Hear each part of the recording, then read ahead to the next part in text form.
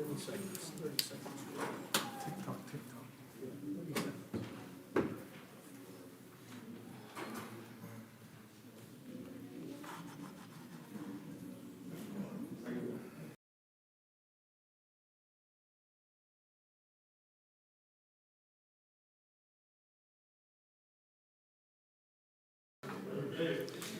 Okay, it's 5:30. We'll call the meeting to order. If everyone would stand, please, for a moment of silent prayer, followed by the Pledge of Allegiance.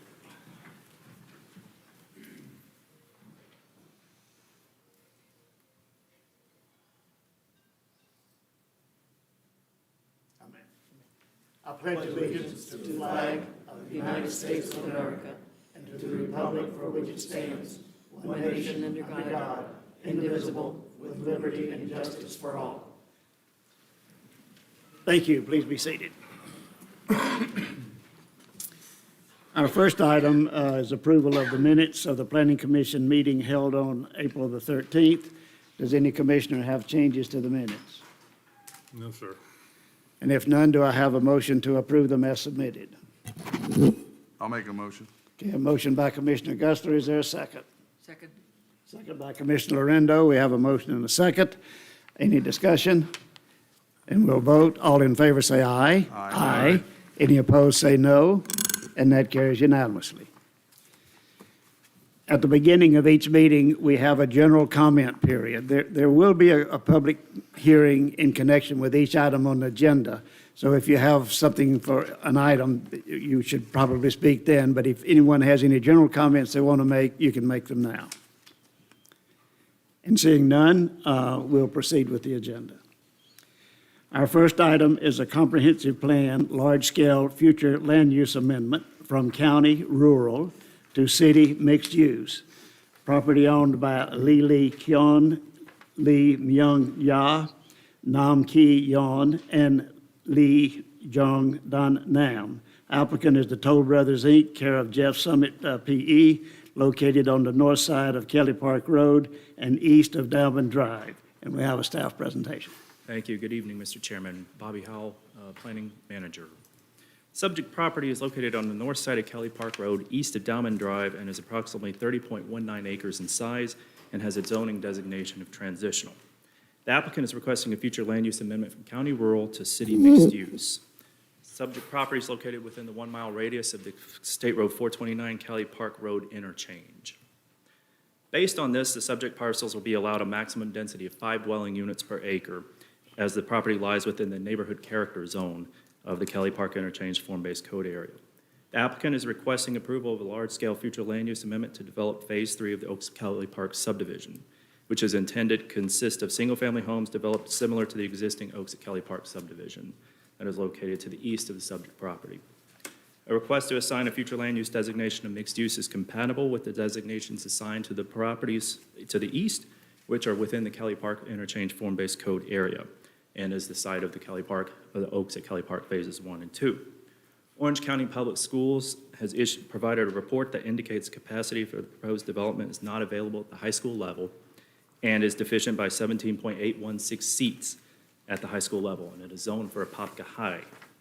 The Development Review Committee recommends approval, and the planning staff recommends approval. Staff and the applicant are here for questions. Okay, any questions of staff? No. Nope. Thank you. Okay, thanks. Does the applicant have a presentation? And if you would give us your name and address for the record, please. Good evening, Jeff Summit with Summit Engineering, address 3667 Simonton Place, Lake Mary, Florida. We don't have a presentation. We'd be happy to answer any comments, and I believe we'll probably have some public comments, so we would also like a chance to respond as well. Thank you. Okay, thank you. Okay, we'll close the presentations and open the public hearing. Anyone wish to appear before the commission on this item? Okay, sir, if you would come up and give us your name and address for the record, please. Good evening. My name is Jonathan Falk. I live on 2436 Dowman Drive. I am the closest abutting property to the development in question.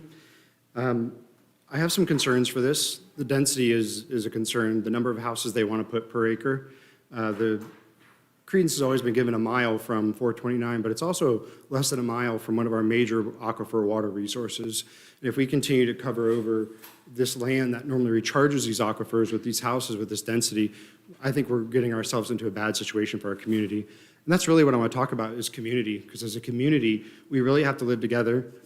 Downman Drive has always been a rural community, and this is going to be a very urban community. There's been some stipulation that they wanted to open this community onto Downman Drive, which would open their traffic onto a street that has always been used by my children, who I have 6 living on that road. The elderly, animals, people walk their horses and animals on that property. And it would really be a bad situation for the people in the community of Downman Drive, so I ask that we consider that. I'd also like to consider what kind of precedents we set. If we continue to allow this amount of house per acre, what happens next as they continue to move down Kelly Park Road? Because that will be next. And then we also talk about the new K-8 school that we're so excited about opening. Is that school going to open and already be overcrowded? So I really want you guys to consider this density. I also want to consider the density that they got previously in 1 and 2 deployments of their development, whereas substantially less, and 5 houses per acre is going to be, I think, overrun for all of us in the community, the schools, the roads, our environment. So I ask you guys to please consider that. I think it should go down to what is should be required, around 3 houses per acre. Thank you. Okay, thank you. And I would point out that what we're talking about now is the land use change, and there would be later parts of the proceeding for any housing they proposed. So that really, though certainly we take your comments, but that's not really a part of tonight. So we're talking about zoning, correct? No, this is the land use change. It's changing it from agricultural to mixed use, which is the Kelly Park interchange. Which I believe once they go mixed use, if I read the document right, they can then put up to 15 houses per acre? I don't think so. I think the maximum is 5 now, whether that's what they'll propose. I don't know. Does I'd be staff or happy to share that applicant? with you. I don't know if the staff or applicant is prepared to address any of that at this point, but here comes the applicant, so.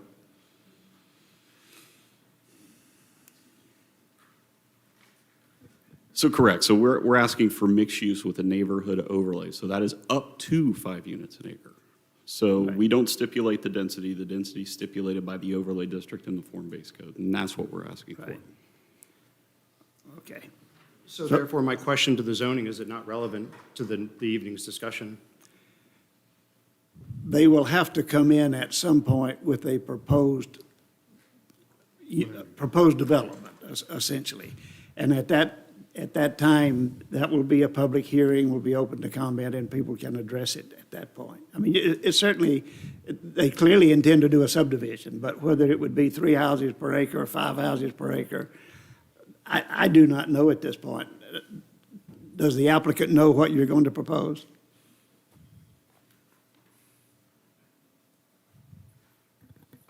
Why I put that on, I have no idea. Anyway, sorry about that. We have a rough site plan, but we haven't formally submitted anything to the city. Obviously, the Downman Drive connection, which I've talked to many of the residents about, is a concern. So we're working to try to address the potential issues associated with Downman Drive. But right now, we haven't submitted a site plan with any unit count. So there is nothing in stone, nothing submitted, nothing public record at this time. Okay. Typical with phase 1 and phase 2, we fell in that 3 to 4 range with the density, and this is going to be similar. It's not going to be anything different. It's the exact same product type that we have in the other phases. Okay. I have a question for you. Yes, sir. The issue with Diamond Drive, is there an option? If you can pursue over Diamond Drive? You know, with respect to Downman Drive, I hate to make that a land use issue because it really isn't a land use issue, and I know that's a really bad answer to give someone who asked me a question from the council, but the problem with Downman is it's a county road. It's not a city road. So at the end of the day, it's not going to be the planning commission at Apopka or the city council at Apopka that tells me what happens with Downman Road. It's going to be Orange County. And we're going to have to look at things like police. We're going to have to look at things like fire. Obviously, access, improvements to utilities are going to benefit the community as a whole, not just our property. You know, once we bring water and sewer and it's actually available near those residents in Downman, we put fire hydrants out there. Now we have fire protection. That's always a benefit to the community. But as far as what we're going to do with Downman, it hasn't been decided. There's actually a 30-foot strip between Dowman Drive and our property that is also right-of-way that runs north-south. And I think what it was envisioned to be in the beginning was a continuation of Chandler from the south, but it just never it came to fruition. So with regards to what happens with Dowman, I don't know the answer to that question yet. Is there the ability for us to be flexible with it? Yeah, I've heard that loud and clear from the residents. There's a plan. How's that? The problem with the form-based code is the form-based code actually, if you read the details of the form-based code, which I have, it requires us to plan for connections to adjacent properties within the form-based code area. If you look at our Phase 2 plan, you'll see that we actually did have a stub out to the west that kind of lines up with Dowman Drive. It's a little bit south, but it was just based on what we had with the site plan. And that's what's envisioned in the form-based code, is that we actually run through and we interconnect all these communities. It's the same reason you don't do screen walls, opaque screen walls in the form-based code area. We're trying to create an interconnected community. We want to get the traffic off the major arterial roadways, which are already suffering from overcrowded conditions. So with regards to that, I actually have to plan to have interconnectivity because that's what the code tells me I have to do. It says you must be connected to adjacent properties. You must plan for those abilities to happen in the future. Now, if the city council and the commission, once we get to the point of zoning and PDP or MDP at that point, if that's something that the commission and the city council doesn't want us to do, that's obviously that point we're going to have that discussion. And if you don't want me to do that, you're going to have to tell me not to do that because now you're asking me to do something that the code tells me I have to do. I have a question. Yes, sir. Do you know how wide Dalman Road is? And it's an I'm sure existing not as condition? wide- I'm sure it's not as wide as Kelly Park Road, because a lot of those Orange County roads. No, yeah, I think it's are at very 60-foot narrow. right-of-way, but I think it's like 20 feet of pavement. It is substandard as far as pavement width is Yeah, concerned. think it's Yes, like- I think agree it's with like- that. Like 19 feet or less. Yeah, It's not it's- designed to handle the traffic for that subdivision. And that'll be the discussion we have to have with, and I mean, again, the if Orange problem County is to I'm, allow you to use it, I think they need to upgrade that road to bring it up to standard. and that will be part of that would be part of the discussion. I think the county recently paved it, Who actually. would pay for that? I'm sorry? Who would pay for that? If we have to do a connection to Dowman Drive and the county determines that it has to be upgraded, that would fall to us. You would If upgrade- that's what's determined. But again, that's all in future phases. At this point, unfortunately, it is still speculation, and I know it's a sticking issue, and it's kind of hard to understand and separate that from the land use request, but yeah, that's a little bit further down the road. So then a lot of those back roads are less than 19 feet wide, and they can't handle school buses, they can't handle fire trucks. True, but to the counterpoint, why hasn't the county come in and improved the road to 24 feet? Because they have 60 feet of right-of-way. I mean, I agree with what you're saying, but there's been opportunities in the county just recently paved that road, right? So they could have widened it when they paved it.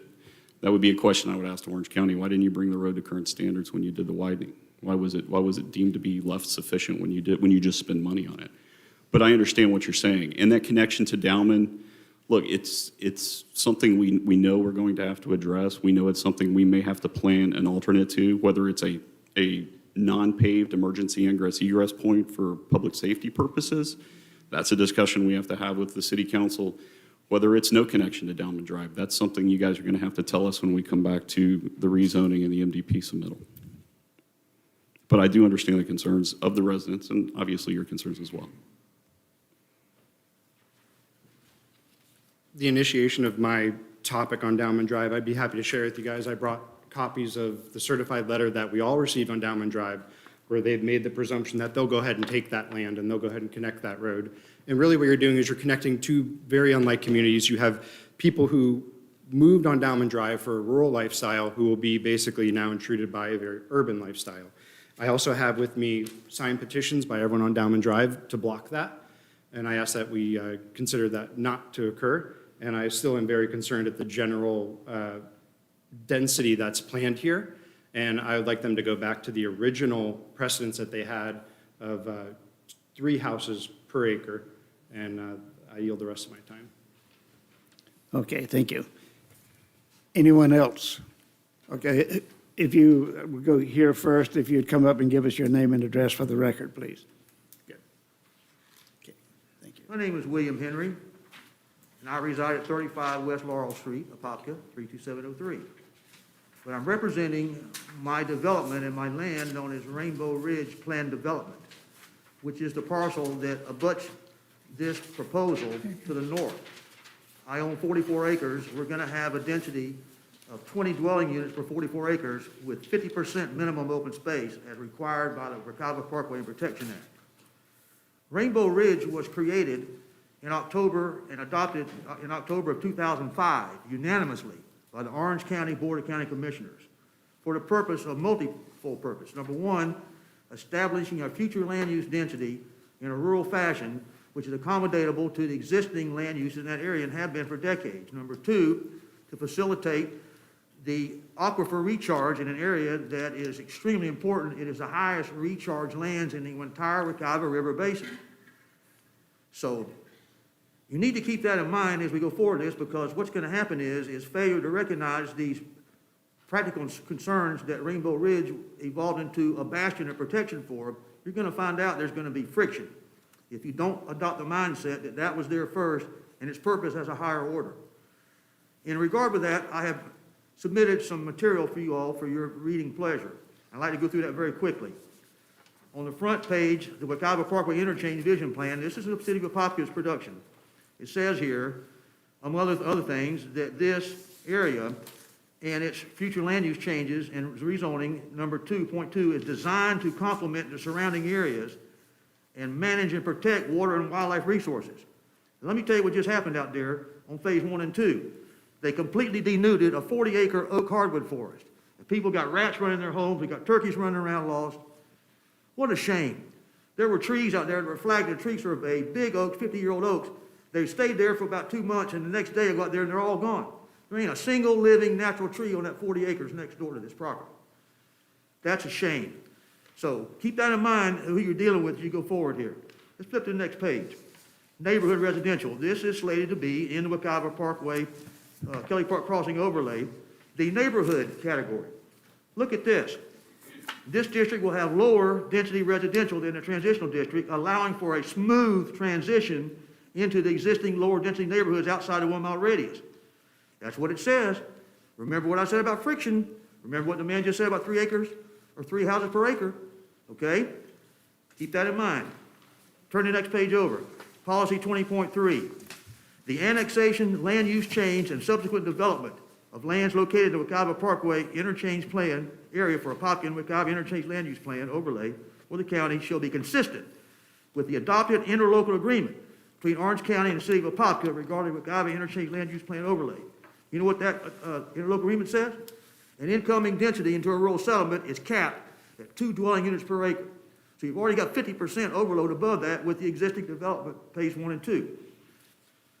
Now, the final page, policy 20.1. Look at what it says here. You cannot be developing in a major way upon areas of karst formations. You know what karst is? That's geological lime rock that captures the aquifer water from rain and captures it and filters it and allows it to be discharged to the springs and also for our potable well water. So it's telling you right there, you don't need to be going in those areas to overdevelop because it will, in fact, retard the Wekiva River Basin's ability to recharge the water. And I just said we're in the highest rechargeable area in the entire Wekiva River Basin. Look at this last point. Development at the outer edges of the mixed-use area shall maintain compatibility with the lands adjacent to the Wekiva Interchange Plan area by reducing density and intensity or by providing substantial buffers, landscaping, height, and lighting controls. This all goes forward into the rezoning. I get that, but I'm just trying to give you a mindset going into this that you're going to be encountering friction if you continue to push the envelope in this location. Okay, thank you. Do you have any questions? Any questions for the panel? No, this is just a time for you to make comments, and we do appreciate your limiting it to 4 minutes, which is really what we try to hold it to. So we hear what you say. Thank you, and I hope you appreciate the education that I've provided for you as well, in case you didn't already know. Thank you for your very time. We look Thank forward to you. better days ahead. Thank you. Yes, sir. Yes, ma'am. If you'd come up and again, give us your name and address for the record, please.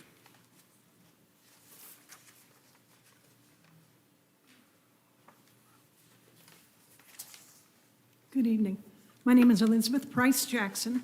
I'm at 2809 Dowman Drive, Apopka, 32712. I bought my property in 1979, and I am one of the signers of the plat of Walmart. I built my house in 1984 and 85. I've raised a family there. I still reside there.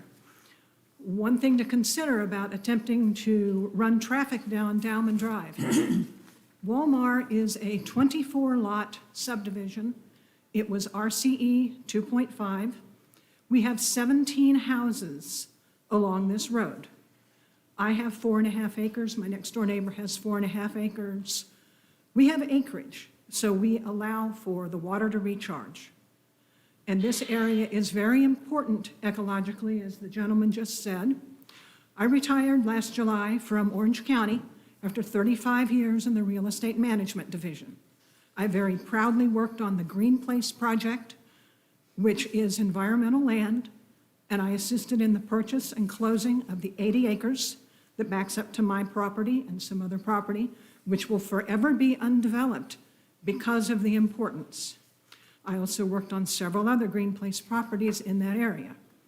When the Central Florida Expressway Authority came through and developed, they had to purchase quite a bit of conservation land and mitigation land, because this area is not only a very important recharge area, it is a gopher tortoise habitat.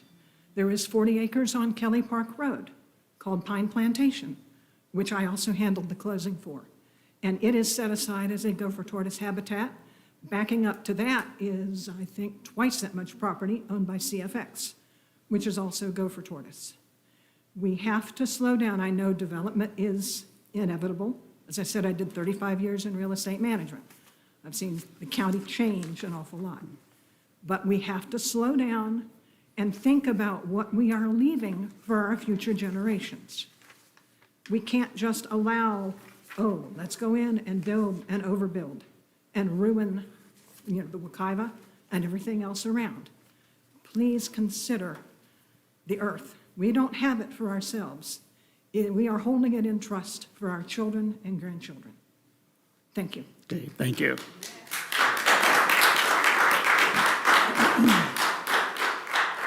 Okay, I think I saw someone else with a hand up. Anyone else? Okay, thank you. We will close the public hearing. Bring it back to the commission. What's your pleasure? Again, and I would remind the audience, what is before the commission tonight is a land use change. It will permit some development, but if it is approved by the city council and if it is approved by the state of Florida. But what would be put there is not really at issue before us tonight. It's the land use change. Okay. Anyway, any discussion among the commission? Okay, do I have a motion? I move that we find the proposed amendment consistent with the comprehensive plan and compatible with the character of the surrounding area, and recommend transmittal of the future land use map designation from county rural to city mixed use to the Florida Department of Economic Opportunity. Okay, we have a motion by Commissioner Lorindo. Is there a second? Second. Second by Commissioner Stanley.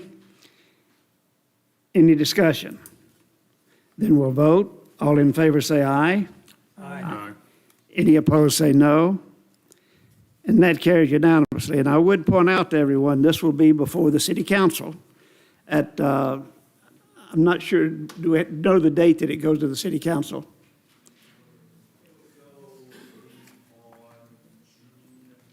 Second, I believe it is. The second? Okay. Yes, sir. This is a recommendation from the Planning Commission to the city council to transmit it to the state of Florida.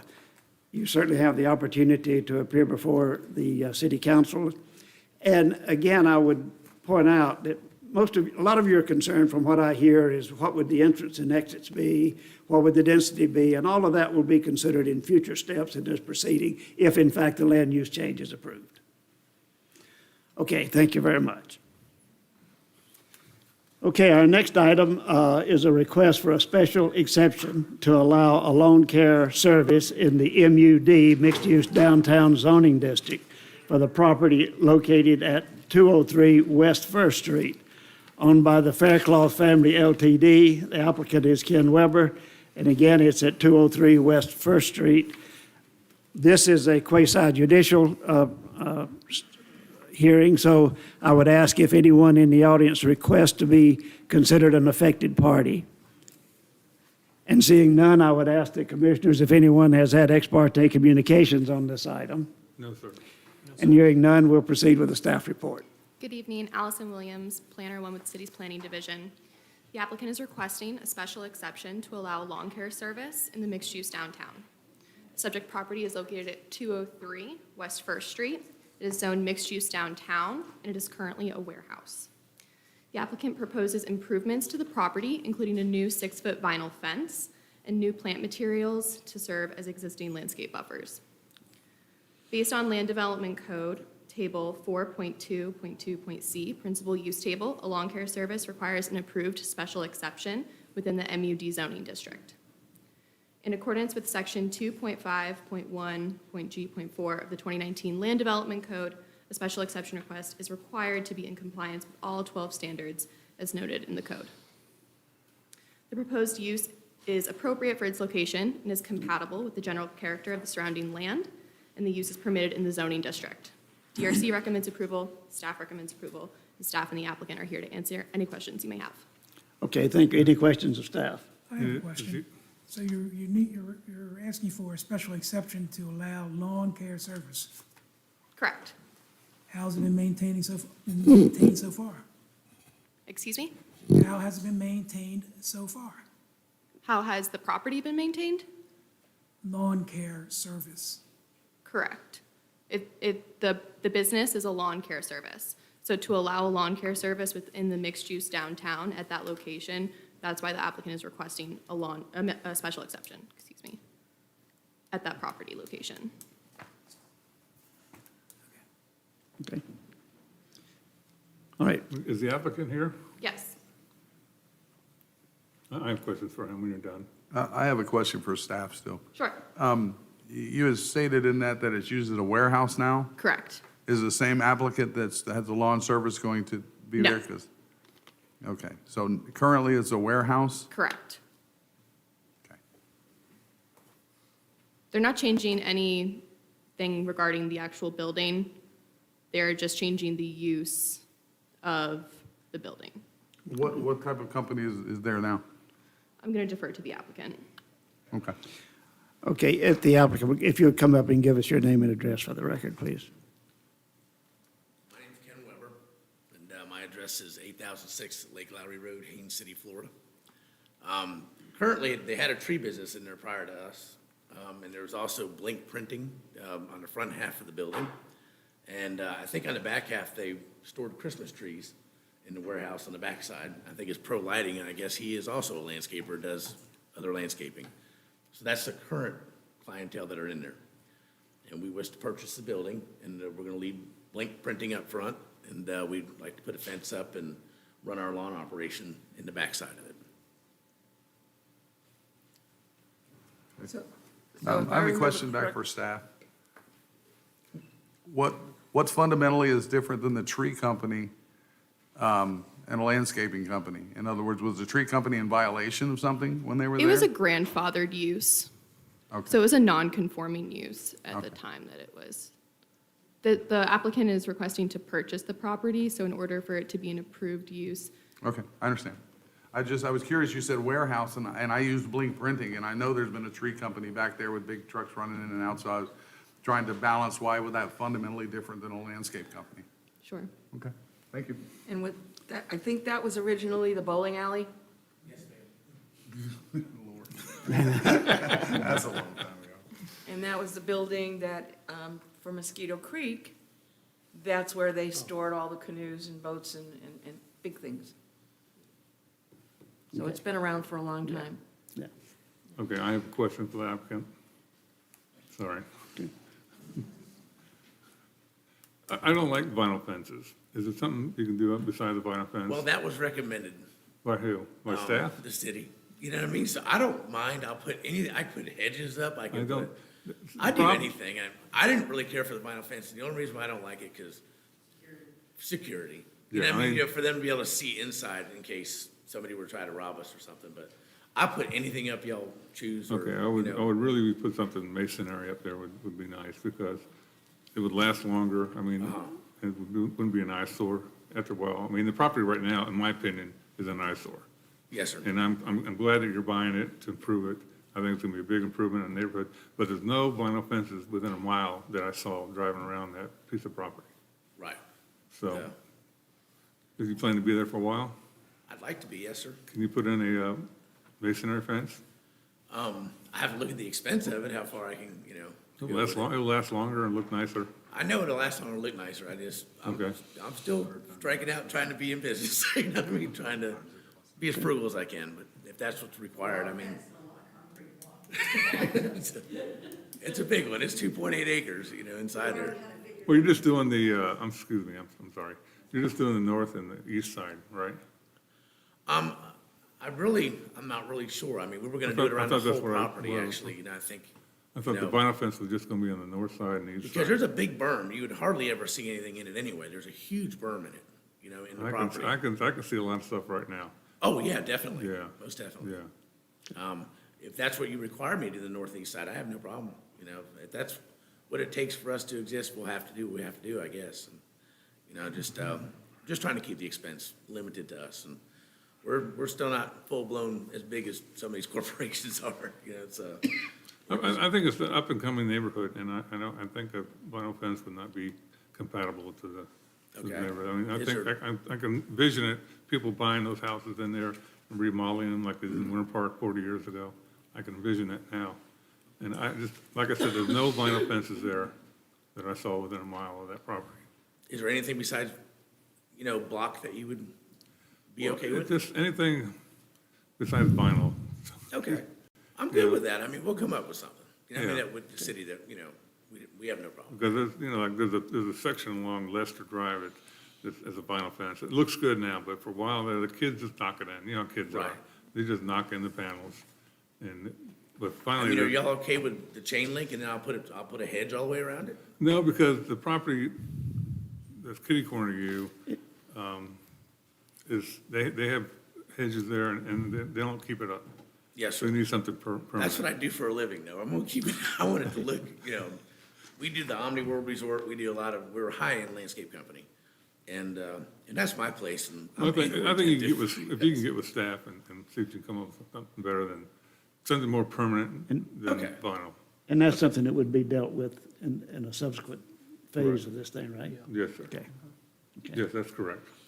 Okay. All right, any other questions of staff or the applicant? Nope. Okay, thank you very much. Then we'll close the presentations, open the public hearing. Anyone wish to appear before the commission on this item? And seeing none, we'll close the public hearing, bring it back to the staff. What's your pleasure? I'll make a motion to approve the special exception to allow lawn care service in the mixed-use downtown zoning district for the property located at 203 West First Street. Okay, we have a motion by Commissioner Stanley. Is there a second? Second. Second by Commissioner Gustler. We have a motion and a second. Is there any discussion? No, sir. Then we'll vote. All in favor say aye. Aye. Any opposed say no, and that carries unanimously. Okay, our next item is another quasi-judicial item. It's a special exception to allow a driver training course in the light industrial IL zoning district for the property located at 2580 West Orange Avenue. It's owned by Warner Enterprises, Inc. The applicant is Landis Evans and Partners, Inc., care of J. Dallas Evans, P.E., AICP. And again, since this is quasi-judicial, I would ask if anyone seeks affected party status on this item. No, sir. And seeing none, I'll ask commission members if anyone has had ex parte communications on this item. No, sir. And hearing none, we'll proceed with the staff presentation. Good evening, Jean Sanchez with the Planning Division. This is a request to approve a special exception to allow a driver training course in the IL Light Industrial District specifically at 2580 West Orange Avenue. The property is on the southwest corner of King Street and Orange Avenue. Area of the property shows that this project site is west adjacent of the residential subdivision Lake Heiniger Estates. While trade schools are permitted in the IL zoning district, it has been determined that the accompanying driver training course for this facility requires a special exception use. The applicant is proposing to construct a driver training facility incorporating a two-story building that is 10,700 square feet in size and an outdoor driver training course. The applicant submitted the shown concept plan depicting the use. In compliance with the Land Development Code's neighborhood compatibility standards, the applicant proposes a Type D landscape buffer on the eastern boundary adjacent to King Street and across the street from Lake Heiniger Estates. The buffer on the east consists of a 15-foot wide landscape buffer and an 8-foot tall sound mitigating wall to contain the anticipated noises from the driving course within the subject property. Additionally, the area along the east side will be used for stationary training such as pre-trip vehicle inspection and preparation. The proposed special exception is in compliance with the standards as outlined in section 2.5.1.G4. The DRC recommends approval of the request, and the recommended motion is to approve a special exception to allow a driver training course in the IL zoning district for the property located at 2580 West Orange Avenue. Staff and applicant are available for questions. Okay, any questions of staff? Okay, does the applicant have a presentation or just available for questions? He's available for questions. Okay, any questions of the applicant? Yes, I've got one. Okay, and if you would give us your name and address for the record, please.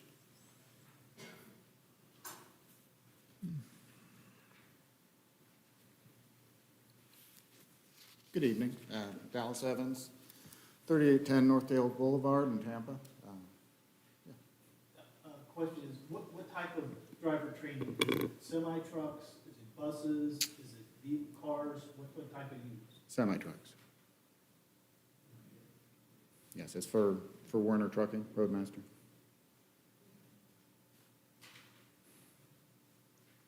Okay, further questions of the applicant?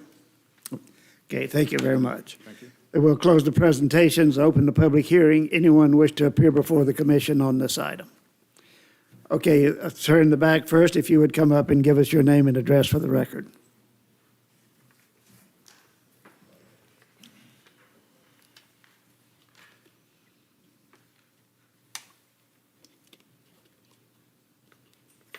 Hi, good evening. My name is Louis DeSabatino. I live at 2457 Pickford Circle, Lake Heiniger Estates. Our road backs directly up to West Orange there. And one of the biggest problems, one of many, is the roads that are around that area now are already overwhelmed. You guys continue to allow housing to be built in there. Those roads cannot handle additional truck drivers on that road. The Coca-Cola plant is directly across the street from there. There's another business there that brings all their trucks on that road. That four-way stop that was put at West Orange and Binion Road has become incredibly dangerous. We were involved in a crash there because people don't pay attention to the stop signs there. The noise pollution itself is going to be overwhelming. The quality of our life is going to be overwhelming. The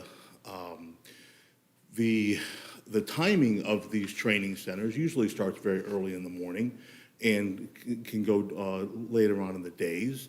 We have a lot of people on that road, in our subdivision. Many have young kids. They don't need to be awakened early in the morning to truck drivers and all the training stuff. I understand what goes on with pre-trip. I've had a CDL license myself, so I get all that. But I'm talking about the quality of life for our family and our community, and the ability for the width of Binion Road is not that wide either.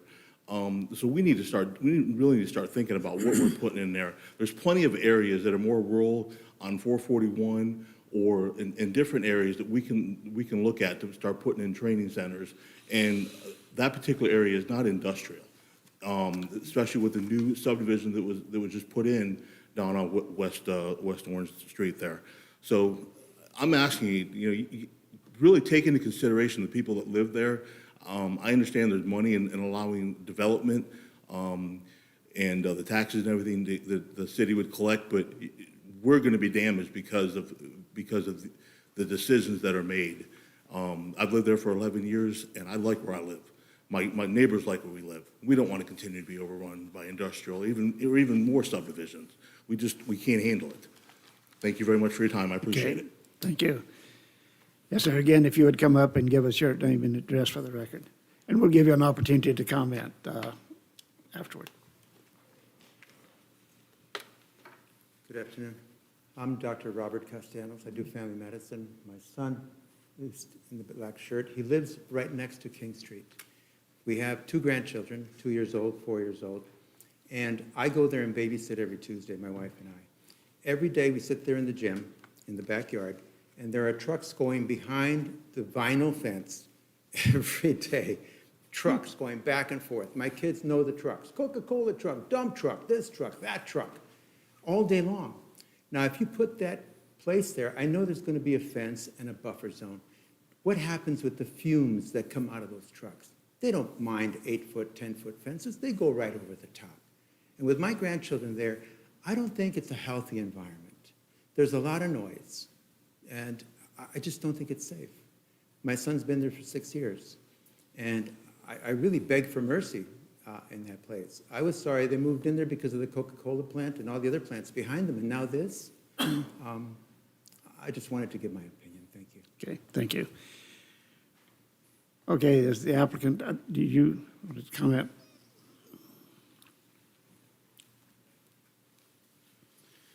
Yes, I would like to reiterate that this is an industrial zone property. What we're here asking for is permission to use this as a trade school. So what we would end up with is actually quite a lower density and lower traffic than you would have with a full industrial use. So with the truck drivers, there will be a few trucks out on the road. They're looking at that being 3 trucks a day. Most of this is a large driver training course. It's not going to be crammed with trucks. I mean, this is a large striped area for practicing. With respect to the traffic, we will be working with city staff to provide a traffic report when we go through development plan review. We do not have an access onto King Street, so we're trying to avoid any issues with that. For noise pollution, the applicant's agreed to a noise wall and has limitations on the types of exhausts so that there will not be an impact on the neighbors to the east. And time of day, this will be during business hours. There's what? Operation will be during business hours. It's Okay. not going to be a 6 a.m. kind of thing. So, and I noticed I don't remember exactly, it was 8 or 9 in the morning? But I don't remember exactly. I think I read What 8 time o'clock is in the morning. that's what I was just looking at. It shows 7 to 6 p.m. Okay, yes, thank you. I didn't have that in front of me, so 7 to The 6. resident, we could get that adjusted, take that back to the applicant, or if that can be adjusted, because 7 a.m. is awful early for a bunch of trucks and people out there training near the residential area, so. Yeah, I'd have to ask the applicant about that. I have a question for you. Is a training facility, obviously. I think I would know the answer to this question, but is all the training self-contained within that property, or will trucks be coming out on King Street and then going elsewhere? The majority is self-contained. There's a classroom component that will be in the class building that's on site. There will be training that's done on the driver training pad. That's the southern portion of the site. And the driver portion of that's going to be limited to the west. There will be some over-the-road training. That's what I was talking about, the 3 trucks a day. And that would be exiting onto Orange Avenue, not onto King Street. Oh, it's coming out on Orange Avenue? Correct. Okay. Okay, further questions? Yep. Okay, thank you very much. Thank you. Anyone else wish to appear before the commission on this item? Okay, seeing none, we'll close the public hearing, bring it back to the commission. What's your pleasure?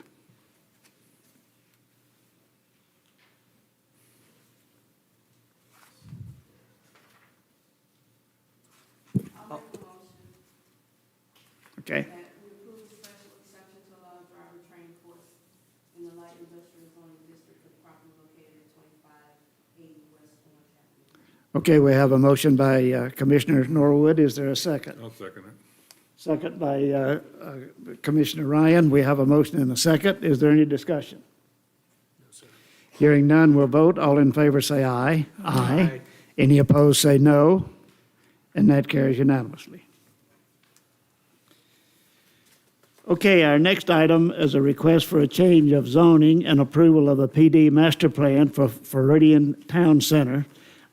Zoning is from T transitional to PD plan development. The owner is Collier Bench Land Development Joint Venture LLC.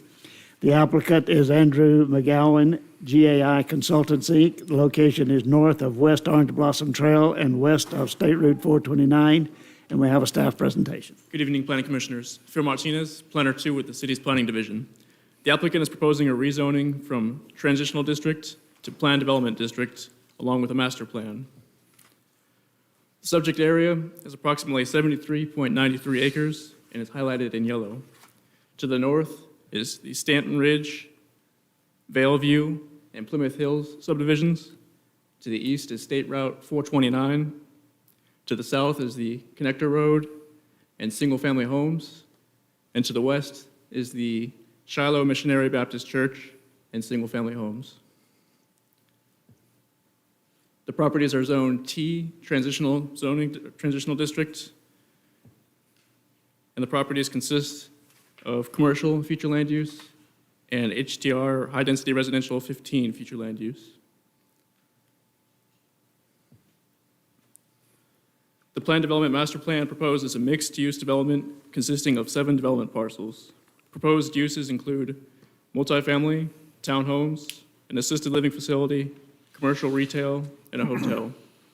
This development, the Floridian Town Center, is proposed to be accessed off of the Connector Road to the south and South Fork Road to the east, which later intersects into Plymouth Sorrento Road.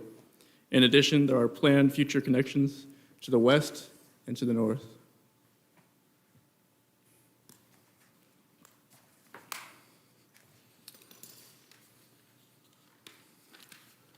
The applicant proposes 11.22 acres of open space inside the gated apartment community on parcel 4, and 15.75 acres are proposed outside of the gated apartment community throughout the planned development area. In addition, street trees are proposed adjacent to the Kiowa Avenue right-of-way, with Kiowa Avenue being the northeastern road here. And understory trees are proposed along South Fork Drive and Floridian Town Center Boulevard, South Fork Drive being this east-west road, and Floridian Town Center Boulevard being the north-south road here. These landscape standards are proposed to protect underground utilities, sidewalks, and the State Route 429 overpass. The Development Review Committee recommends approval of the proposed rezoning to plan development and approval of the master plan. And the recommended motion for this evening is to recommend to approve the rezoning of the subject parcels from transitional to PD, plan development, and approval of the PD master plan. This concludes my presentation, and the applicant has a presentation as well. Can we have a Okay, question for the staff, please? before, let's see if there are any questions of staff. Absolutely, yes. I have a question. Yep. Under the fine print, under parking, it says compact spaces allowed in commercial up to 25% max. Now, Mr. Hitt, you remember Mr. Hitt? He's on vacation, I understand. He told me that we don't have compact parking spaces in the city of Apopka.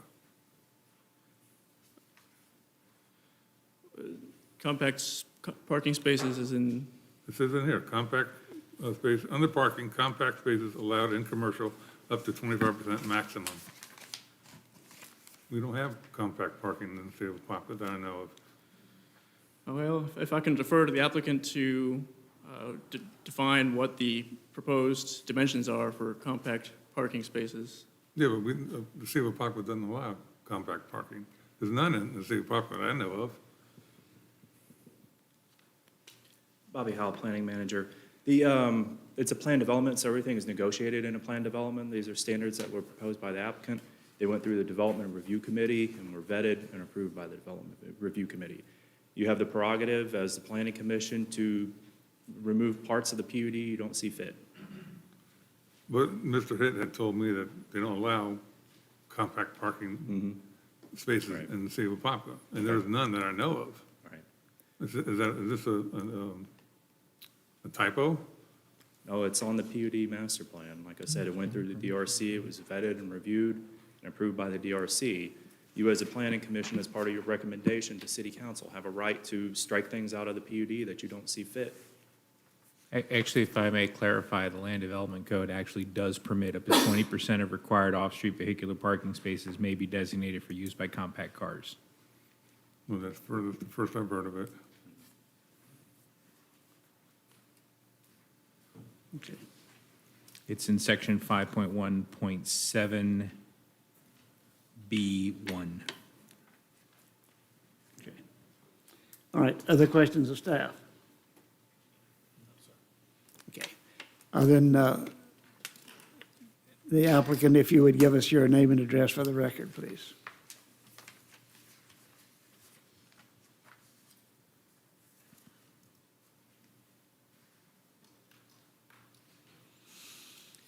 Good evening. My name is Andrew McCown with GAI Consultants in Orlando, and I'm pleased to be speaking with you tonight and going over this project in a little more detail. Thanks to Phil for getting us this far. So I won't go through the slides at the beginning in too much detail because Phil already covered that, but you can see the subject property here and the aerial, which you've already seen, and the surrounding properties. I will make a note that this the future land use you see here was adopted at the previous council hearing, so that this land use is fully adopted now. As I mentioned, it's A1 today, transitional. Well, it was A1 in Orange County. It's transitional in Apopka today, and we're proposing PD for the entire site. And also, we have also submitted drafts of the development agreement, the transportation credit agreement, and the utility agreement to go along with the PD. It's a little hard to see on this screen, but I've highlighted with some color to hopefully make things a little more clear. You can see the 429 just to the west of the property, and I've highlighted the roads, and you'll see that there are three main roads. You've got Floridian Town Center Boulevard, which is the main entrance road off of the connector road. You've got South Fork, which is an existing right-of-way today, but is not improved. It does go under the 429, and we are proposing, in addition to enhancing that road, extending it to the west to access the west side of the property. Kiowa Avenue, which will connect from Floridian Town Center all the way up and out to Klamath Loop, eventually in the Stanton Ridge neighborhood to the north.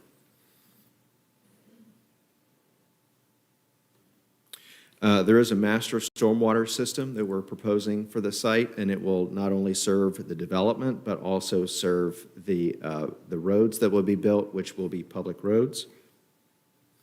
There'll be a mix of dry and wet retention, with the wet retention being mostly on the south and the dry retention on the north half.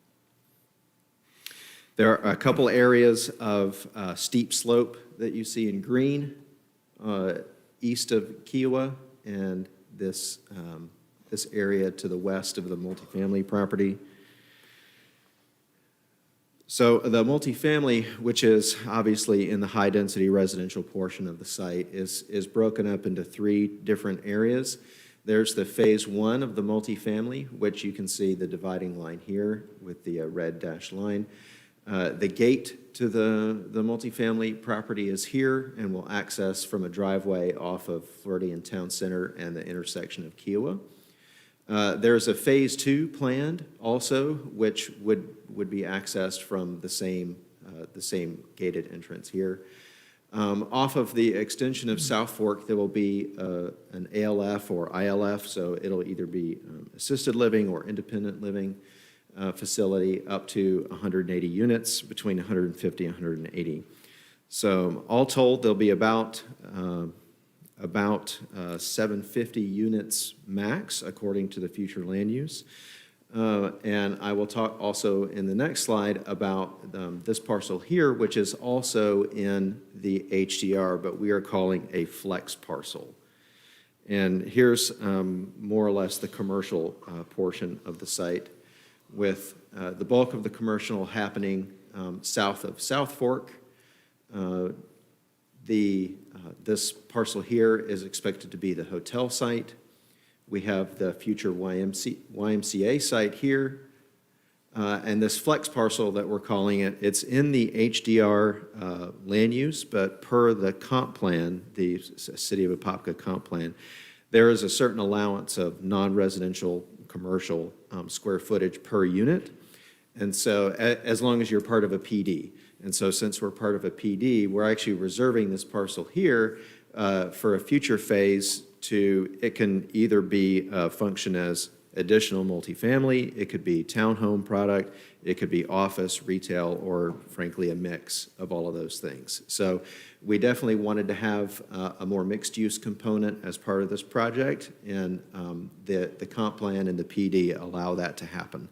And so you'll see the term flex show up in the PD, and that's the explanation of that.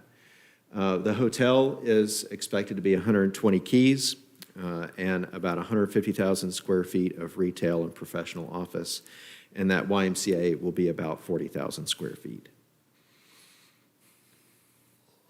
As far as phasing goes, the first phase, and we have actually submitted the Phase 1 major development plan, which is working its way through staff review right now. The Phase 1 will be the internal streets, except for South Fork west of the roundabout. So that'll be part of future phases.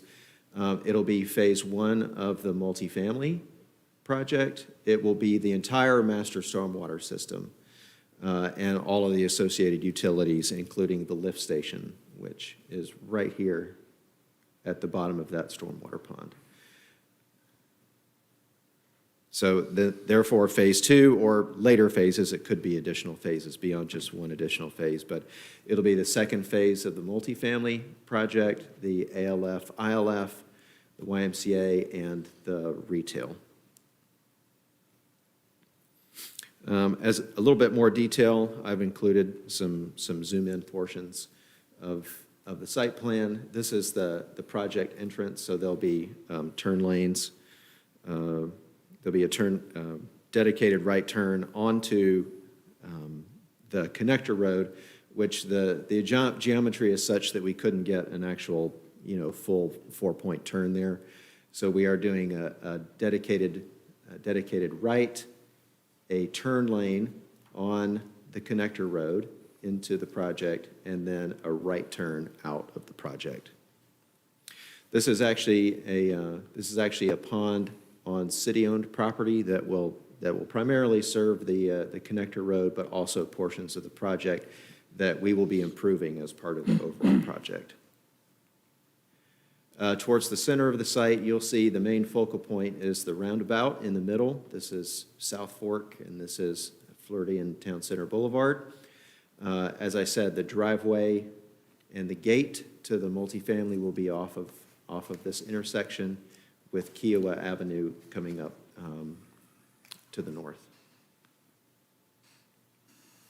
This is the detail of the intersection at South Fork. There will be split left and right turn lanes since there's no through street. There'll be just a left or a right turn. There's also a turn lane off of Plymouth Sorrento into the project. This is the north half of the project. You can see this is the Phase 1 primarily the phase one of the residential, the multifamily piece. Our secondary entrance is here off of Kiowa Avenue, the main entrance being down here to the south.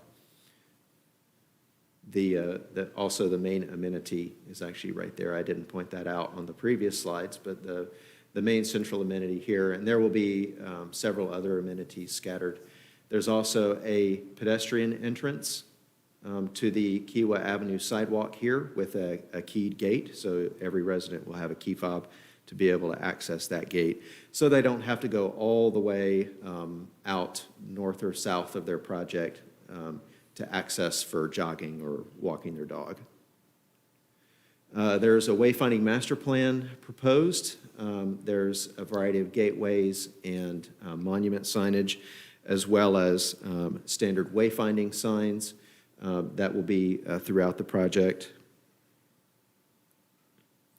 This is an elevation, proposed elevation for the multifamily product.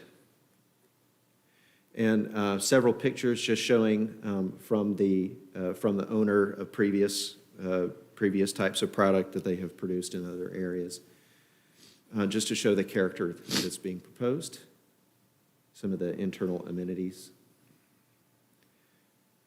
Uh-oh. Let's see what this does. For the retail and the town center, we've got some character area photos there as well. We are looking to get that signature grocer to kind of anchor the town center. More town center character photos. The hotel and the ALF. And that concludes my presentation. I'm here to take any questions, respond. Okay, thank you. Any questions of the applicant? Do you anticipate any restaurants in the commercial area? Yes, we think restaurants will be a key component to the town center area. Would you hope for, I don't want to say extremely expensive restaurants, but Yeah, I above think, average? yes, we're seeking a mix of both the quick service and also the higher end quick service type restaurants. I can't give you any specifics, obviously, at this point, but the goal is to have the higher end quick service restaurants. Are you looking for restaurants that have drive-throughs? Some, yes. What about the traffic coming off of the connector road into the main road? I think you said it's Floridian right, Town right Center. turn in, coming out is right turn out, Correct. correct? So, are you concerned about the amount of traffic coming in and out of there? Especially with the commercial area, if it's gonna be successful, will wanna come there. Yeah, sure. I mean, we hope everybody wants to come there. So we did submit a traffic report that has been received by the city, and I understand, I don't believe our traffic engineer is here today, but I believe that all the issues with the traffic have been resolved as part of that traffic report.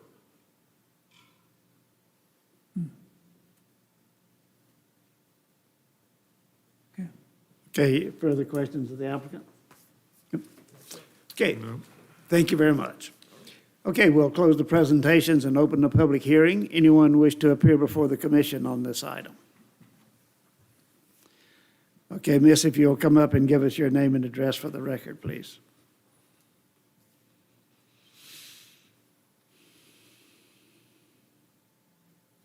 Good evening. My name is Mary Austin. I live at 3401 Dewberry. And my question I want to ask you, behind there, it's right behind Charlotte Missionary Baptist Church, 1251 Herman Smith Road. The last time when I was here, they were going to have a exit way coming out of that area. Is it still going to be there? Which is on the back side of my property. You're correct. A long time ago, we did show an exit there, and since then, that exit has been removed. What was Fudge Road, what would be Fudge Road going through, that entrance and exit has been removed. But I'm not at Fudge. I'm right in the back where they got they had an easeway that they made years before when Shiloh Missionary Baptist Church bought that whole 10 acres property there. Then the last time we was here, not Fudge, we were talking about coming off of Herman Smith, and it's right behind me. I live on 3401 Dewberry. Okay, yep. So we, Tony? Yep. Okay. Again, sir, if you'd give us your name and address. Yes, sir. My name is Tony Benge. I reside at 1157 Tom Gurney Drive, Winter Park, Florida. I'm one of the principals of the development. The road that she's referring to would be where Dewberry comes through and would abut the Shiloh property. We've been working with Pam Richmond on that, and right now there's no plans to extend that through. Instead, the traffic circulation was to go north all the way to Yothers, with connecting from the connector road all the way up and then out to South Fork. So at this time, Pam had said that she did not want to see the connection go that way. There will be a road to our property line. However, right now, we have no property extending out to Hermit Smith, and that right-of-way is not there, so therefore we are not anticipating making that connection at this time. Okay. Thank you. That answers your question? Yes. Okay, good. Anyone else wish to appear before the commission on this item? Okay, seeing none, we will close the public hearing, bring it back to the commission. What's your pleasure? Mr. Chairman, I recommend to approve the rezoning of the subject parcels from transitional to PD and approval of the PD master plan. Okay, we have a motion by Commissioner Washington. Is there a second? Second by Commissioner Norwood. We have a motion and a second. Is there any discussion? No, sir. Then we'll vote. All in favor say aye. Aye. Any opposed say no. And that carries unanimously. Okay, our next item is a major development plan for the Koch property. Owner is PMDW Ventures LLC, applicant GL Summit Engineering Inc., care of Jeffrey L. Summit PE, location 2600 and 2610 Peterson Road, and we have a staff presentation.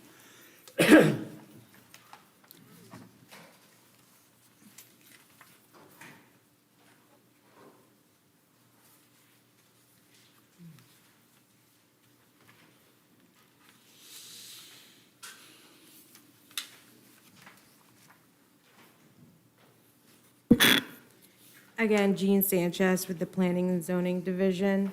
This is a request to recommend approval of the Koch Property Subdivision Major Development Plan.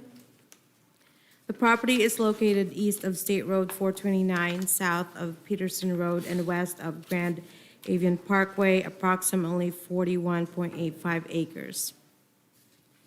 The area of the property shows it's currently vacant, surrounded by residential and agricultural facilities.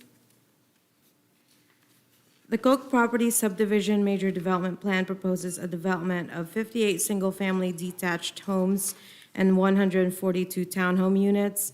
Based on the zoning district, the applicant is required to provide 8.3 acres of open space. The Major Development Plan reserves a total of 13 acres as open space or recreation. On-site amenities include a pool and cabana. There's also an existing 11-foot wide bike trail along Grand Avian Parkway as part of the newly constructed boulevard. The minimum typical lot width for the single-family detached unit is 70 feet and 20 feet for the townhomes. The minimum living area for the townhome unit is 1,250 square feet and 1,500 square feet for a single-family detached residence. The project will have access to the roadway network from 2 locations on Grand Avian Parkway. The applicant plans to cut the median in 2 locations. The northernmost will primarily serve the single-family residences, and the southernmost will primarily serve the townhomes, but there is internal connectivity that allows access to both entrances. The DRC recommends approval of the Koch Property Subdivision Major Development Plan. The recommended motion is to approve the Koch Property Subdivision Major Development Plan, find it consistent with the Comprehensive Plan and Land Development Code, and recommend approval of the Major Development Plan subject to the findings of the staff report. Staff and applicant are available for questions. Okay, any questions of staff? Does the applicant have a presentation or just available for questions? Any questions of the applicant? Nope. Then we'll close the presentations and open the public hearing. Anyone wish to appear before the commission on this item? And seeing none, we'll bring it back to the commission. What's your pleasure? make a motion, we find the Coke property subdivision major development plan consistent with the comprehensive plan and land development code, and recommend approval of the major development plan, subject to the findings of the staff report. Okay, we have a motion by Commissioner Stanley. Is there a second? I'll second. Second by Commissioner Guster. We have a motion and a second. Any discussion? Seeing none, we'll vote. All in favor say aye. Aye. Any opposed say no, and that carries unanimously. Our next item is a request to approve the plat for Hammock at Rock Springs. The owner is S1 LLC, applicant Terramax Engineering, Inc., care of Montaz Barg, P.E., location 2600 Rock Springs Road, and we have a staff presentation. Phil Martinez, Planner 2 with the city's planning division. The applicant is proposing a plat for a new 19-lot, single-family subdivision known as Hammock at Rock Springs. The subject property consists of an estimated 9.59 acres and is located off of North Rock Springs Road. To the north is the Landings at Rock Springs subdivision. To the east is North Rock Springs Road and single-family homes. And to the south and west is the Traditions at Wakaiba subdivision. The plat is consistent with the preliminary development plan, which the Planning Commission reviewed and recommended approval on September 18th, 2019. In addition, the plat is also consistent with the Plan Development Ordinance Number 2730 and the associated master plan. The Development Review Committee recommends approval of the plat for the Hammock at Rock Springs subdivision, and the recommended motion for this evening is to find the plat consistent with the Land Development Code and the PD master plan and preliminary development plan, and recommend approval of the Hammock at Rock Springs plat. This concludes my presentation, and the applicant and I are available for questions. Okay, any questions of staff? No, sir. And any questions of the applicant? And you didn't want to make a presentation, right? Just available for questions? Okay. All right, any questions of either? If not, we'll close the presentation and open the public hearing. Anyone, Mr. Washington, motion and a second. Any discussion? No, sir. Then we'll vote. All in favor say aye. Aye. Any opposed say no. And that carries unanimously. Do we have any old business? Do we have any new business? There being no further business to come before the commission, we'll be adjourned.